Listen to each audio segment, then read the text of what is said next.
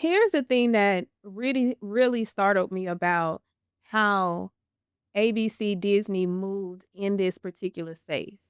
When you have the resources to stand toe to toe with the government and stand on business, and you decide that you are going to cave, I'm like, what does that tell the little person?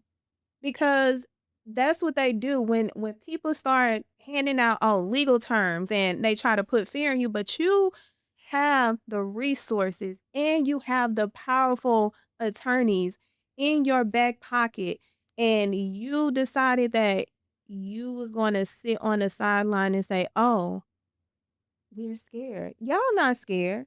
It was the money. It was someone literally putting a battery that had no standing in a person's back to put fear in y'all.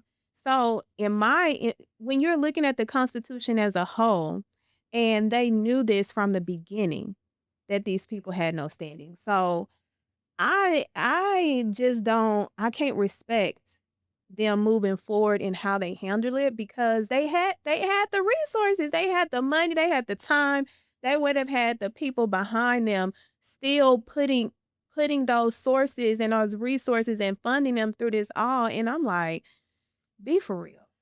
On the one of the worst presidents ever, y'all let that type of man scare y'all? No, You know, it's so funny because when we first started this pod, the pod really wasn't necessarily, we didn't talk about politics.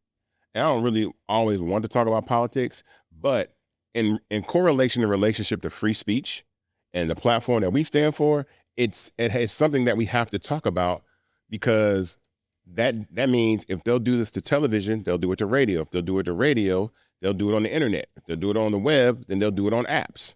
So it's just a snowball effect that starts to happen. Now, Sinclair is the one that really got this popped off, right? Yeah. So they're the ones that are trying to merge with Tegna, right? Yes. Okay, so this is all about money again, because Sinclair has a bunch of stations that they own, and they actually want to merge with Tegna, making them the largest station owner, I think, in the country. I think they have 80%. I want to say it's almost like 80%. Oh, yeah. It's local affiliates. Local affiliates that they have. Local affiliate 80% of the stations in the United States of America, and they need FCC approval to do that.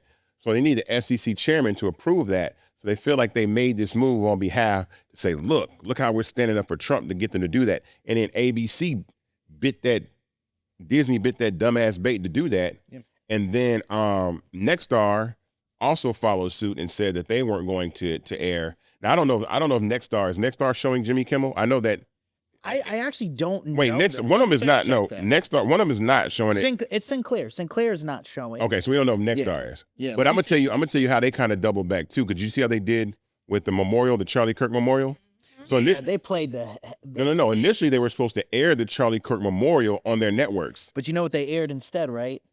Family Feud. Yep. And they did, and they put the memorial on YouTube. So even they backed off of what they were going to say, because Congress stepped up and said, "Look, man, we can't start going in on this First Amendment stuff." As of 52 minutes ago, from me saying, from us recording, Nexstar-owned ABC affiliates won't show Kimmel's Return Tuesday, joining Sinclair and preempting program. That's fine. Let them do it. Yeah. I mean, that's their loss, and there's ways to hurt those too, because local businesses don't have to advertise on their networks. Yeah. Or major brands can pull their advertising from them as well, because this is really an attempted. I mean, we're going to talk about this later in the pod, about how really the overarching kind of focus of this is the takeover of all media by extreme right-wing organizations. All media. I've been talking about this for a long time. We've been having these conversations for a long time, but that's really what this is about, and how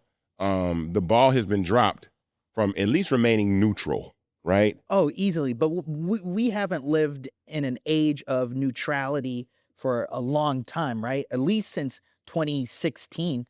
Like, we're not a country of moderates anymore. No, I think we were neutral until 2020. I disagree with that, and I'll tell you why. Why? I disagree with that, right? Let's call a spade a spade. Donald Trump's election was a result of middle America's anger and frustration over Obama being elected. Yeah, but that was the pendulum swinging in the other extreme, Okay. right?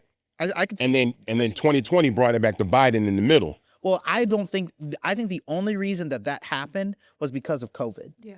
I think I believe that too. That if COVID hadn't happened, Trump would have got a second term. Yeah, 100%. I believe that too. And actually, I would have taken it. We would love it right now because we'd be past. We'd be done and we'd be over. But the lesson was not learned, and I think the lesson is not learned by the Democrats or liberal media or even black folks. You know, the select group of black people that thought once we had a black president, everything was going to be all right and cool. We found out. We effed around and found out with this election. And so, and understanding that, and this is what I can appreciate about the right. When they don't talk, they go into action. They do. They don't talk about it, they be about it. Like 110%. Like, and when they came up with Project 2025. Like they had a playbook. And they're running it. And they are doing it. And they're halfway through that shit.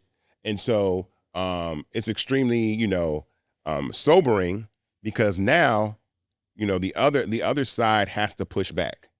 The Democratic Party, the liberals have to push back because, again, I am a person that definitely respects all sides. I don't like extremism from one or the other. We were just having this conversation before we started.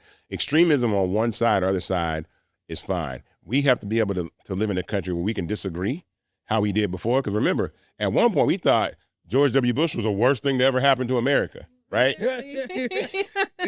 Now that's like, you're laughing about it. We like Bush. Go back. Call me. Right. Please come back. And George Bush is the ex-girlfriend who didn't do us that bad. Exactly. At all. If we really take a lens at it, his own party was playing in his face. Yeah. Like, and we didn't see it until after the fact. They were really playing in his face. Yeah. So it's interesting times. I'll be watching Kimmel tonight to see what he says. I'm pretty sure he gonna let it fly. He should. He should stand on business. And he really should say something about Disney. I would say I'm disappointed. Nuts, Kimmel. Exactly. He's going the Colbert route. Right. He gonna stand on business. Stand on business.